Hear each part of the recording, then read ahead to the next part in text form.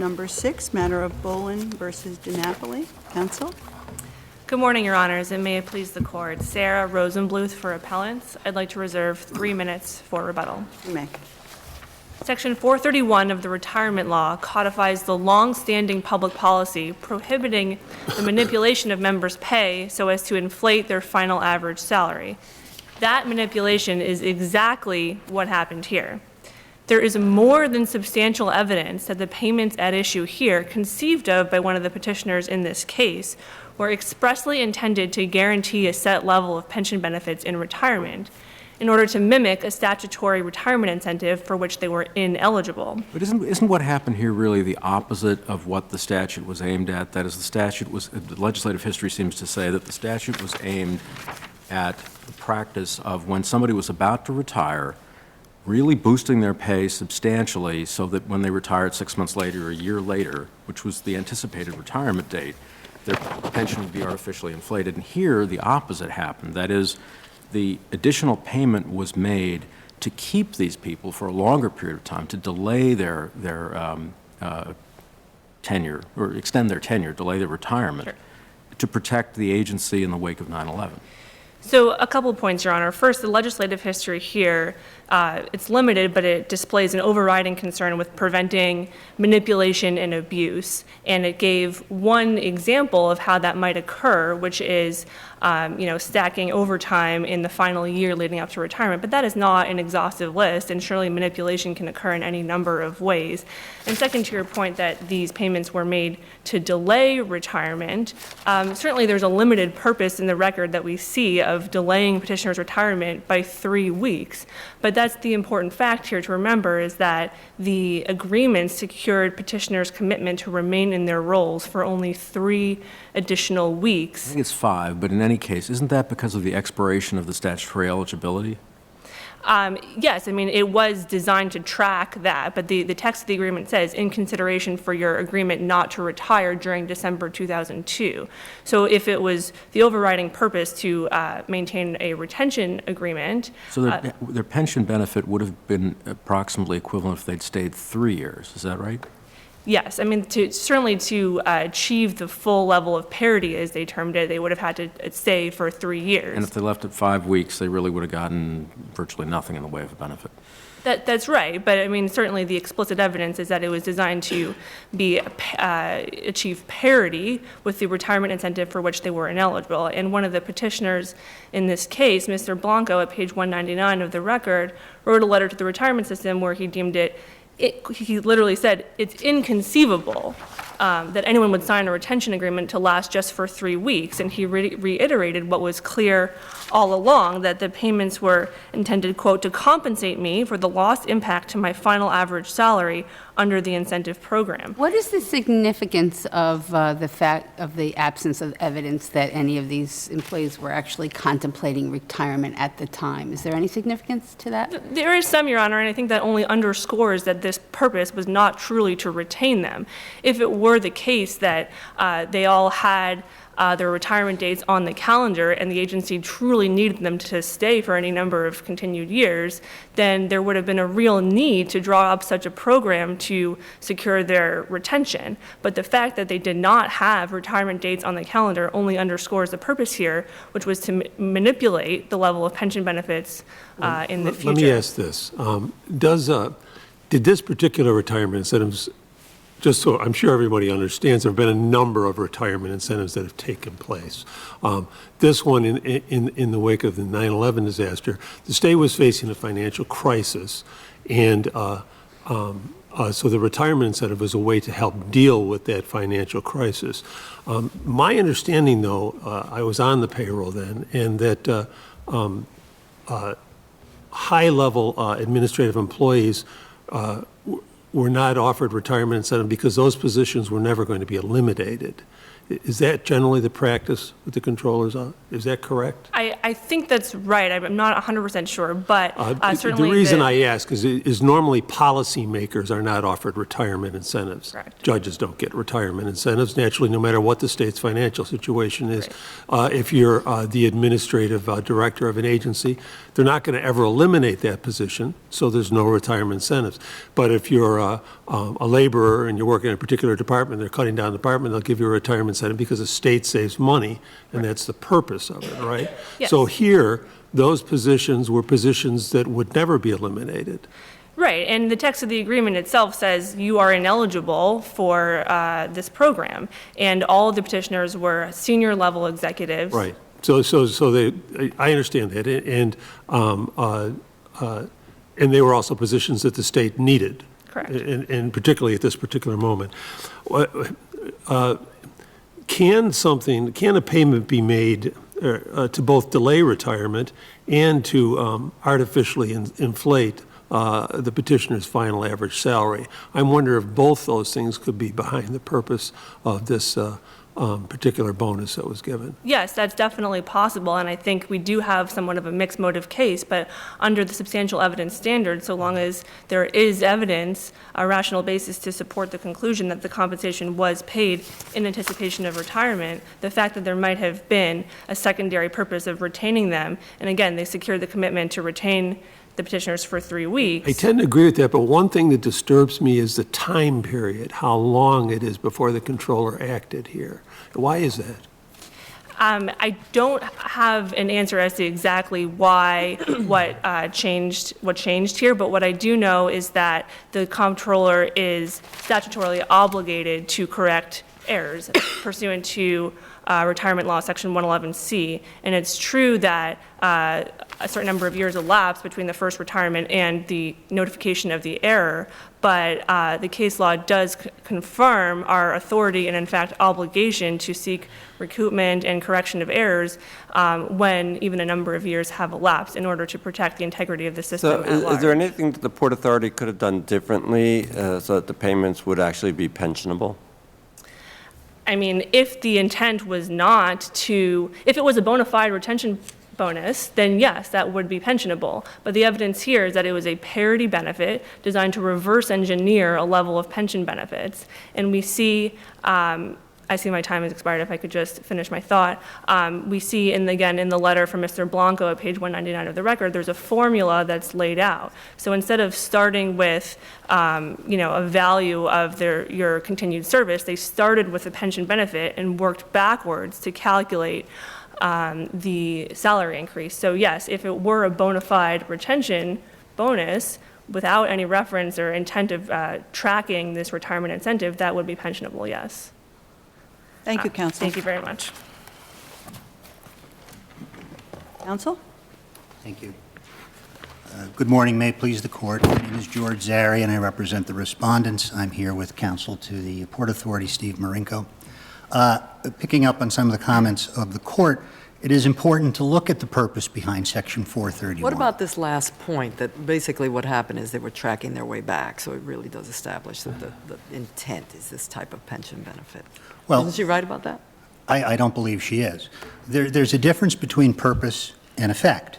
The purpose here, and there is no question that the purpose here was to retain these critical employees at a time of extreme need so that the Port Authority could continue to do the very critical job that it has. Had they wanted these people to simply have an elevated pension, they simply could have let them participate in the 2002 incentive. But they really couldn't do that. They're not going to eliminate their chief administrative officer in the context of a retirement program. That doesn't make sense to me. That is true, but these individuals were all eligible to retire without penalty, and the record is clear that they had extremely marketable skills. No, I totally true on both those points. You're absolutely right about that. I guess the problem is, though, is that that doesn't mean you're entitled to a retirement incentive. It means you're entitled to retire with the benefits that the person has earned over that period of time. I had thought that Mr. LaCapra recommended to to Mr. Seymour, who was a new executive director at that point, a compensation adjustment program that would achieve an equivalent level of pension benefits for employees, including himself, who would be exempt from the retirement incentive. That's I think, one of the key pieces that we look at here.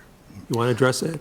Sure. Okay. I mean, the idea is this was a pay raise to retain employees who were eligible to retire without penalty. They wanted also to make sure, and I think you see in Mr. Seymour's memo in the record, that the purpose was to prevent retirement and avoid unfairness. The effect here of the pay raise for whoever retained their positions for a period of time would affect final average salary. That is just an effect, but it is not the purpose. And there is no reason, there is no evidence in the record to suggest that the primary purpose. Well, isn't that really the difficulty with your side, that, which is the standard? Because it just has to be substantial evidence. And so if there is indeed perhaps some evidence that tilts in your favor, that is fine and dandy, but the point is there's substantial evidence in the record. And that's the heart of her argument. There's enough for the board to have decided it this way, even if there might have been some evidence that would have gone the other way. Well, respectfully, I don't believe that that is correct. First of all, there may be conflicting evidence in the record, but No, there but as can she be says, no room for as choice. she said, she's conceding. She says, well, it could be seen as a mixed motive case, but as long as we have substantial evidence of the motive that is relevant to this analysis. Well, substantial evidence is not simply a drop of evidence. If the conclusion is irrational and unreasonable, as we believe it is here, because you cannot look at this record or the circumstances and say that the primary purpose of this program was to manipulate fraudulently, which is really But what this is what I'm saying. What if we agreed with her that there might be multiple purposes, or at least two purposes? Does it really have to be the primary purpose as long as there's another purpose and there's substantial evidence of that other purpose? With all due respect, I think that's a semantic argument. Substantial evidence means that there is evidence whereby you can't rationally arrive at another conclusion. No, And I don't agree with that. I think that substantial evidence means you can rationally arrive at a conclusion. There may be other rational conclusions that you could make, but it's not the only conclusion. That's not the way I understand the standard. Specifically, substantial evidence has been characterized by this court as less than a preponderance of the evidence. So in my mind, it's less than 50% if we're weighing it mathematically. What about the issue of the recommendation for employees? The recommendation was made by officers that were including themselves in the recommendation. How do you think that affects the controller's analysis? I don't think it does, because who else would be involved in the decision-making process? You have general counsel, you have the executive director. This is the hierarchy of the Port Authority. None of those positions have ever been eliminated. They have not been eliminated, no. They have not been eliminated. You seem to suggest that it has to be found that the primary purpose was to inflate their pensions, right? If there are two purposes. But where does that come from? Well, Isn't it enough if there's substantial evidence that a purpose was to inflate their pensions? Not for purposes of Section 431. And I use the word primary because the analysis of the dissent here, which tracks the analysis of the state, is that the primary purpose was to, as barred by Section 431, increase final average salary. And I don't think that that is the case. And I give you an example. The comptroller is presented with a picture of a zebra to make a determination. The comptroller says, well, there are hooves, a tail, and a mane. And that is substantial evidence that this is a horse. Therefore, this is a horse. That is irrational and unreasonable, and I submit that that is what they've done to the facts of this record. Once again, the difference between purpose and effect. There is not, these were payments made in the biweekly salary payments of these employees for a period of up to 10 years. And there is no case that the retirement system can cite to where payments like that were exempted. And It's simply, The language of the statute is in anticipation of retirement. Correct. So why is there not some substantial evidence that these payments were made in anticipation of retirement? because this court's holding in Weingarten says that with respect to parts 1, 2, and 3 of Section 431, one of which includes the anticipation of retirement language, that means termination is imminent. That was not the case. Yeah, that was a teacher case where you were talking about per session compensation for summer school, right? Seems to be, and that was held to be not excludable. That seems to be a very different circumstance than what we have here. Well, factually, the circumstances are different, but the court held that with respect to 431.3, that anticipation of retirement was geared towards termination, which was imminent. Here we have people who worked up to 10 years. But wasn't that really dicta in that what they were really talking about was whether it was for work actually performed, and basically it fell within that definition? That's correct. Okay. And here we have work actually performed. Here's another example. If the chief clerk of this court determines that he's going to retire, and the deputy clerk gets wind of it and sends a memo that says, I would really like to get the clerk's job because it would help my final average salary. Well, would the comptroller be able to exempt the raise that the deputy clerk gets if he gets the position? No, I don't think that that's the case. Once again, it's purpose and effect. Here we have but here they weren't being given an increased salary to do some additional work or have additional responsibility. So I don't see those as being comparable. Well, they were given an incentive so that they would remain, so that there was some consideration on their part, and they did. We do have these agreements that the court of the appellate division focused on that they signed. There was consideration going each way. So my understanding is that I assume that they couldn't, under whatever the rules for salary were, they weren't able to just say, you know, you're really important here, and you do great work, and we really need you, and so we're going to raise you to the next grade level, or whatever that may be, or just give you more within your grade level. I don't know how all that works. They could have said that, but they didn't say that. They said, well, let's see what your retirement would have been if you had taken this incentive, and then we'll back into it and just give you more money for that. Well, that's simply there. Judge Stein, that's simply another method of calculating a raise. Whatever benchmark you use, it has the effect. There's a third department case that seems to be very similar to this case. It's Thompson versus New York State Retirement. You're familiar with it? Yes. How would you distinguish it? The Thomason case, I think we distinguished it in our brief, Your Honor. I think that there was counsel's opinion in that situation, and there was also a city regulation that came to bear on that. And so that was distinguished. We discuss it at page 28 of our brief. Okay, I'll go back and look at it. One final point. I guess your time is just about up. The decision refers to eventual retirement. The phrase is used, eventual retirement. Is there any temporal limitation in the statute as to the way that this should be applied? In other words, immediate versus eventual. Well, I think if we look at the issues of statutory construction, words have meaning. You can't simply, I think that we can all agree that saying anticipation of eventual retirement is very different from in anticipation of retirement. That's why I'm asking you the question. Yes, and I think that that's another flaw in the retirement systems analysis and what they did, because the cases clearly show in those situations where we're dealing with 431.3, people who were about to retire. Mm-hmm. Right, and so they gave them a lump sum payment, or they took steps to take something that they otherwise knew would be unpensionable, that would have been a lump sum, and spread it out over time.